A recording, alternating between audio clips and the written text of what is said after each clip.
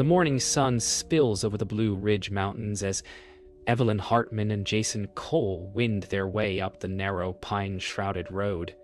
The newlyweds are laughing, still wearing the glow of their wedding only 4 days earlier. Their rental SUV hums quietly, the world outside tinted by dew and early mist. A wooden sign appears ahead. Blue Ridge Lodge, established 1953. Evelyn reads it aloud, her voice bright with curiosity. Jason grins, but behind his glasses there's a flicker of hesitation. This place is isolated. No cell service. No neighbors for miles. They wanted privacy. And they found it. The lodge stands at the crest of a hill like an old secret, wrapped in silence, the kind that swallows sound whole. Dinner that evening feels strangely formal. Emily insists on serving them herself. Venison stew and cornbread from a cast-iron pot. The dining room smells of pine cleaner and nostalgia. Evelyn asks about hiking trails. Emily's eyes shift toward the window before she answers. "You'll want to stick to the marked paths," she says softly, "especially near the old tower." Jason chuckles, assuming it's local folklore, but Evelyn notices how Emily's hand tightens on the ladle. Outside, thunder grumbles in the distance. A storm is coming, and the first night of their honeymoon grows heavy with something unspoken. Later that night, Evelyn stands by the window, notebook open. The storm has rolled in, rain streaking across the glass. Jason sits on the bed, scrolling through the offline map he downloaded before they arrived. "Tomorrow we hike to the tower," he says. Evelyn hesitates. The way the wind moans through the trees reminds her of a voice. She writes, "The forest feels alive, watching." Jason laughs it off, but when the lights flicker and thunder shakes the rafters, even he glances toward the dark beyond the curtains. Something unseen moves in the woods, and it knows they're here. By morning, the storm is gone, the world washed clean. Evelyn's laughter returns with the sunlight as she brews coffee and shoulders her camera bag. Jason marks the trail map with a red pen. The route to the old fire tower. They set out just after dawn, boots crunching on damp earth. The air smells of rain and cedar. From the porch, Emily watches them disappear into the tree line, her face unreadable. She doesn't wave. She simply whispers to herself, "They never come back the same." At the trailhead, a weathered sign leans against the post. Fire Lookout Tower, 2.4 miles. Evelyn takes a photo of it, unaware that it will be her last picture. Jason adjusts his pack, glancing up at the tower's silhouette barely visible through the morning haze. A crow calls from somewhere deep in the forest. Evelyn turns to him with a smile. "Adventure starts now," she says, but as they vanish into the trees, the forest seems to close behind them, swallowing their laughter whole. The morning air is crisp as Evelyn and Jason begin their hike along the winding forest trail. The sound of boots against wet earth echoes through the valley. Sunlight filters through towering pines, forming ribbons of gold across the path. Evelyn's camera clicks every few steps. She's alive in the quiet, capturing moss, bark, and the rhythm of nature. Jason walks a few paces ahead, eyes scanning the map. They talk about their future, where they'll live, children, careers, the language of beginnings. But as the trees close in, their voices sound smaller, thinner. The crow calls overhead again, its cry sharp against the hush. Jason looks up and says softly, "Feels like the world stopped out here." Evelyn smiles. Maybe it did. An hour in, the forest thickens. The air grows heavy, filled with the hum of insects. Jason stops at a fork in the path. The map shows only one trail, yet two diverge ahead. One looks worn and muddy, the other faint and overgrown. Evelyn argues gently for the less traveled route, wanting adventure. Jason hesitates, tension creeping into his voice. "We're miles from anywhere, F," she laughs, snapping a photo of him. "You worry too much," he exhales and follows. The camera's shutter clicks once, then again. each sound echoing like a countdown. They walk deeper. The light fades, filtered through dense leaves. The air cools. The forest feels untouched, ancient. Evelyn hums softly to herself, her voice barely audible over the rustling canopy. Then she stops. Ahead, a weathered sign lies half buried in mud. Caution, restricted area. The words are faded, nearly erased by time. Jason studies it unease, deepening in his eyes. We should turn back, he says. Evelyn lifts her camera, capturing the moment. It's history, she insists. But in the photo she takes, something else lingers behind the trees. A blur, human-shaped, almost watching. By midday, they reach a clearing. The fire tower looms in the distance, skeletal, rusted, rising above the canopy like a relic of another world. Evelyn's excitement returns. She runs ahead, boots splashing through a shallow stream. Jason follows, uneasy. The structure creaks in the wind, each groan echoing like a whisper. Evelyn sets up her tripod, photographing the tower from every angle. Jason looks at the sky. The light is fading faster than it should. He checks his watch. It's barely 1:00 p.m., but shadows are long. We should head back soon, he says. Evelyn doesn't answer. She's staring up at the top of the tower, expression unreadable. As they eat lunch on a fallen log near the tower's base, silence stretches between them. The forest seems to listen. Jason finally says, "Let's call it a day." Evelyn nods, distracted, scrolling through her photos. Then she freezes. One frame, the one near the warning sign, shows a figure behind her, blurred, pale, unmistakably human. Jason leans in, frowning. Could be a trick of light, he says, but the tremor in his voice betrays him. Evelyn zooms in, her pulse quickening. Whatever it is, it was close. A distant crack of a branch echoes behind them. They both turn toward the sound. No one there. The afternoon light turns brittle as the couple packs up near the tower. The air has changed. Heavy, metallic, charged with the memory of thunder. Jason checks his compass.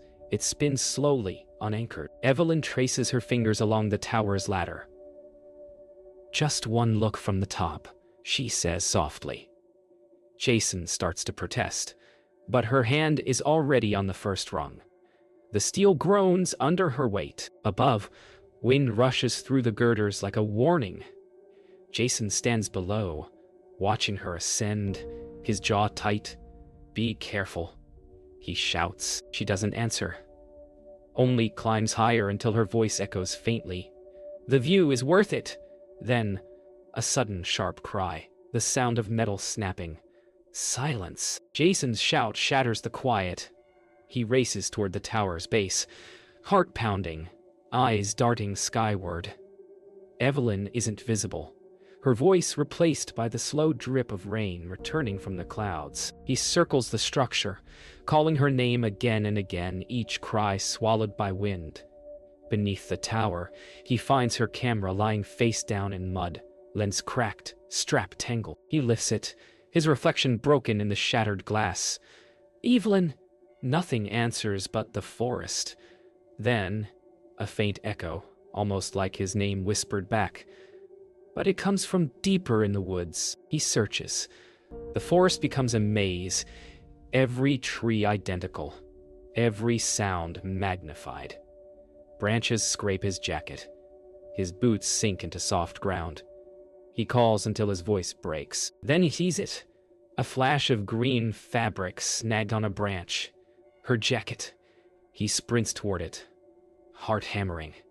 But when he reaches the clearing, there's no sign of her, just the jacket fluttering in the wind like a flag of surrender. He drops to his knees, gasping. Somewhere in the distance, thunder rumbles again, though the sky is still. Jason clutches the fabric and whispers, "Please, come back." Hours pass. The light bleeds out of the sky, replaced by shadow. Jason stumbles back toward the tower, his flashlight beam slicing through mist. He calls her name until his throat burns. At the tower's base, something glints. Her wedding ring, half buried in mud. He falls silent, trembling fingers lifting it. The forest hums around him, alive but indifferent. He slides the ring into his pocket, face pale beneath the fading beam. Then the flashlight flickers, once, twice, before dying entirely. The world collapses into darkness. Somewhere, a single footstep crunches behind him. When the storm finally breaks, Jason runs, blind, soaked, disoriented. Lightning flashes illuminate the trees in fractured glimpses. He shouts her name into the wind. Then, ahead, through sheets of rain, a figure. Evelyn! He sprints toward it, slipping on mud, breath ragged. The figure doesn't move. He calls again, closer now. But as the next flash of lightning strikes, the space is empty. Only rain where she stood. Jason collapses, weeping, consumed by darkness and rain. By morning, the forest will hold its secret, silent, unbroken, and eternal. By dawn, the search begins. Sheriff Thomas Grant arrives at the lodge, his patrol truck crunching over gravel, headlights piercing the fog. Emily Davenport waits on the porch, robe drawn tight, eyes red from sleeplessness. Jason is nowhere to be seen, not yet found. 2 deputies unload equipment, the metallic clatter of radios and thermoses filling the quiet. Sheriff Grant scans the woods beyond the lodge. "Couple's been gone overnight?" he asks. Emily nods, voice trembling. "They went hiking yesterday. Never came back," he exhales, writing something in his notebook. "Mountains don't forgive carelessness," he mutters. But the words sound rehearsed. By noon, the woods are alive with voices and radios. Dozens of volunteers comb the trails. Dogs bark, pulling handlers toward phantom scents. At the tower clearing, yellow tape flutters weakly in the breeze. Sheriff Grant stands beside a tripod. "Evelyn's camera, jacket, ring," he lists grimly. No sign of her or the husband. A deputy hesitates. "Could they've gotten lost?" Grant's gaze drifts toward the ravine below the tower. "Maybe," he says, but he doesn't sound convinced. Rain clouds gather again, and the sound of thunder rolls like a warning. Inside the lodge, Emily watches the news crews arrive. Reporters swarm the front porch, hungry for tragedy. She wipes her hands on her apron, forcing composure as Sheriff Grant enters, removing his hat. "Best to stay quiet," he tells her. "Press'll twist anything they can." Emily nods, but her eyes dart toward the old guest book. Its torn page flutters slightly in the breeze from an open window. "You kept all your records?" Grant asks casually. She hesitates a beat too long before answering. "Ice, of course." The sheriff gives a faint smile. "The kind that hides knowledge." "Good," he says softly. "Let's keep it that way." 2 days later, Jason is found. Disoriented, barefoot, half-conscious near a creek bed 3 miles from the tower. Paramedics lift him onto a stretcher as he mumbles Evelyn's name over and over. At the hospital, his statement makes headlines. "She fell.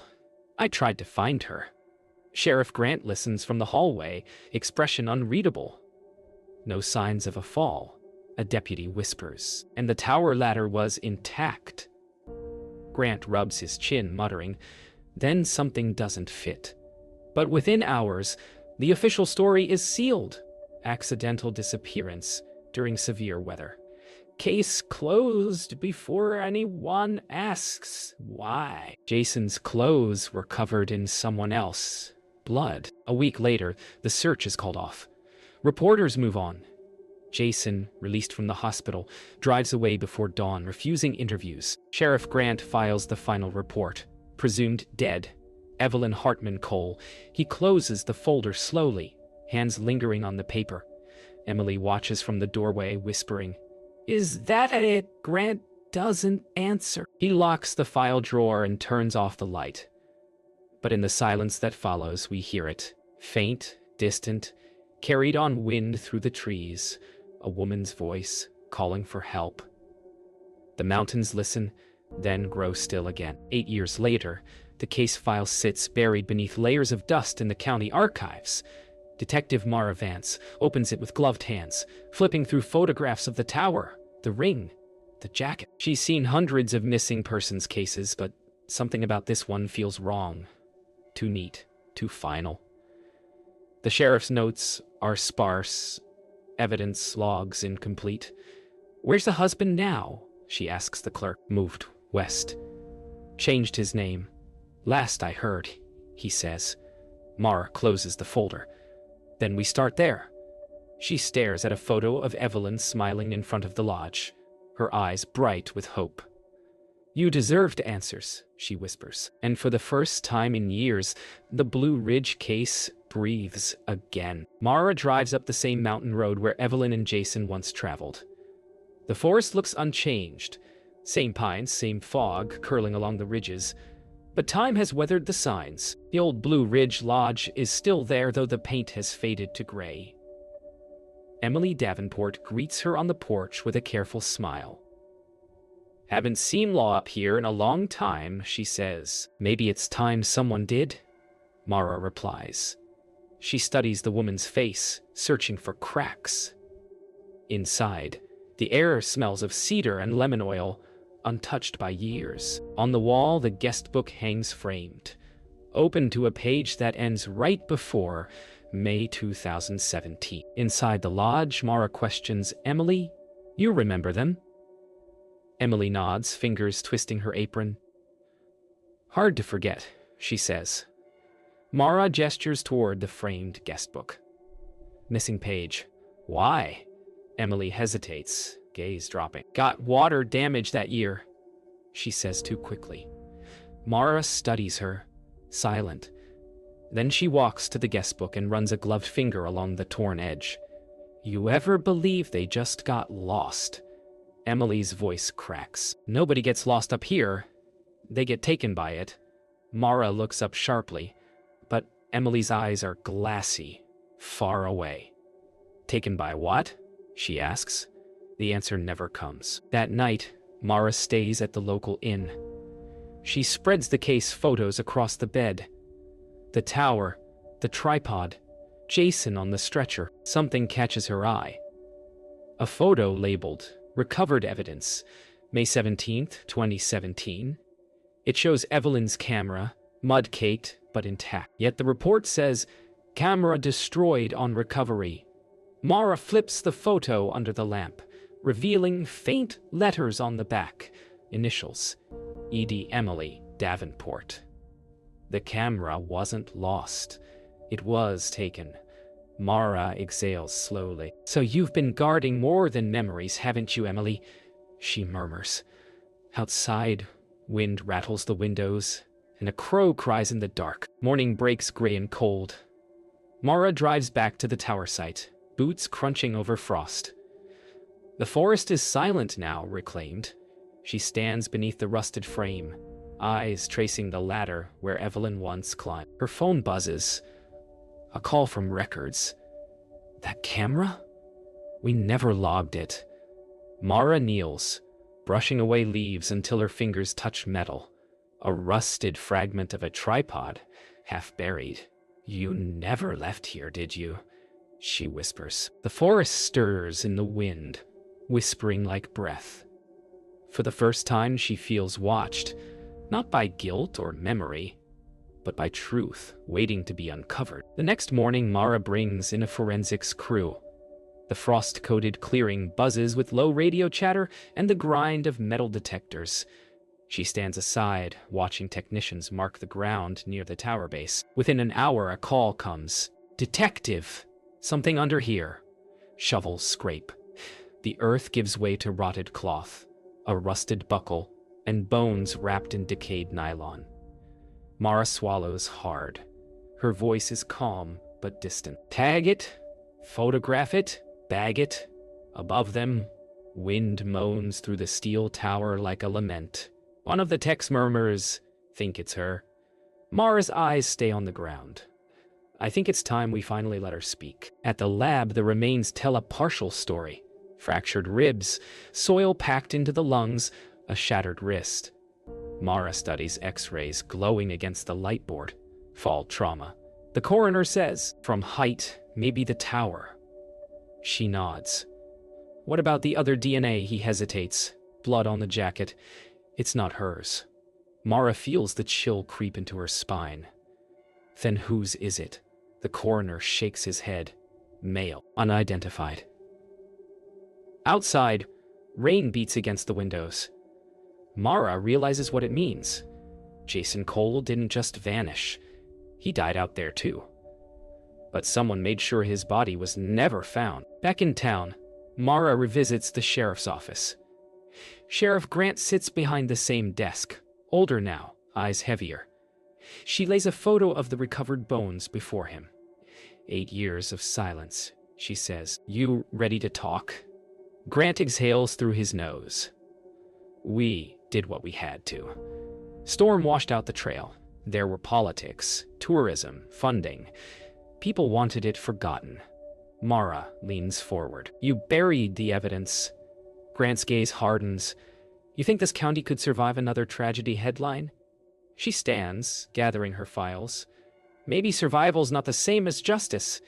He doesn't stop her as she walks out, but his hands tremble on the desk drawer, where a weather-worn camera memory card still lies hidden. That night, Mara returns to the lodge one last time. Emily sits by the fireplace, a glass of whiskey trembling in her hand. You knew, Mara says quietly. Emily's eyes glisten. They told me to keep quiet. Said it was an accident, but he came back that night. Mara stills. Jason. Emily nods. He was bleeding, shaking. Said she fell. He tried to climb down after her. Her voice cracks. He didn't make it far.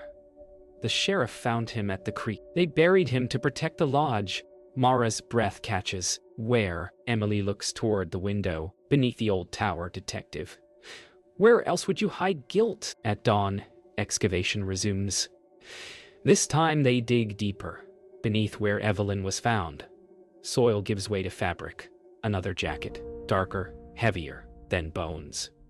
The silence that follows feels sacred. Mara kneels, brushing away dirt until a rusted wedding ring gleams faintly in the light. Jason Cole, she murmurs. For years, people blamed him. Now, side by side, the couple lies reunited. A technician approaches with something small, a memory card sealed in plastic. Mara stares at it, eyes reflecting sunrise. The camera did survive, she whispers. Let's see what it remembers. The lab is silent except for the soft hum of equipment. Detective Mara Vance and the forensic tech watch as the recovered camera memory card uploads. Static fills the screen, then flickers into focus. Evelyn's voice laughing, wind in the microphone. The footage shows them hiking the tower. Jason's smile, her camera catching beams of sunlight. Then chaos, Evelyn climbing, Jason shouting. The sound of snapping metal, her scream. The image jerks wildly, tumbling, then darkness. Mara exhales, heart heavy. She fell. She whispers. The tech leans closer. Wait. There's more. The next clip begins. Jason, bleeding, dragging himself toward the tower, calling her name. The camera tilts upward, catching his final words. I'm sorry, Ev. Then the image dies. Later that night, Mara records her report. Her voice is steady, deliberate. 'Cause of death. Accidental fall from the fire lookout tower during severe weather. Secondary fatality. Hypothermia and blood loss following attempted rescue. She pauses. Subsequent concealment by local law enforcement under direction of Sheriff Thomas Grant. She looks up at the small camera recording her statement. Both victims' remains recovered and identified. Case reopened and concluded. She switches off the recorder. The silence that follows is long, cleansing. For 8 years, the mountain held its truth. Now, It's free. Mara drives back up the mountain one last time. The forest is quiet, bathed in soft morning fog. She walks to the tower clearing, now cordoned with fresh tape and flowers left by strangers. She kneels, placing Evelyn's repaired camera and Jason's ring beneath a small plaque the crew installed. In memory of Evelyn and Jason Cole, lost but found. Wind moves gently through the trees. Mara closes her eyes and whispers, "You can rest now." The forest answers with birdsong. For the first time, the Blue Ridge feels peaceful. Its ghosts finally stilled. Back in town, Sheriff Grant sits alone in his office.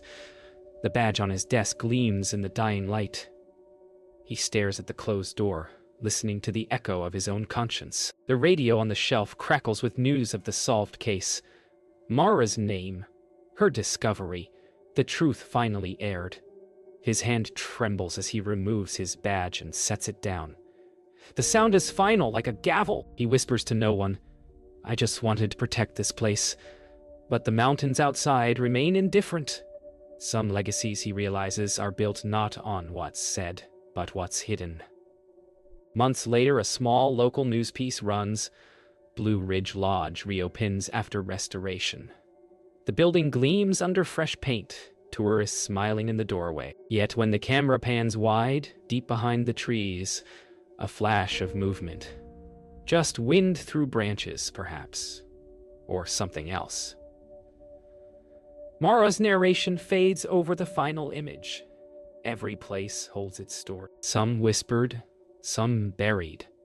But the truth, it always finds its way to the surface. The last shot lingers on the empty tower, sunlight spilling through its broken rails. The wind hums softly, almost like laughter, then fade to black.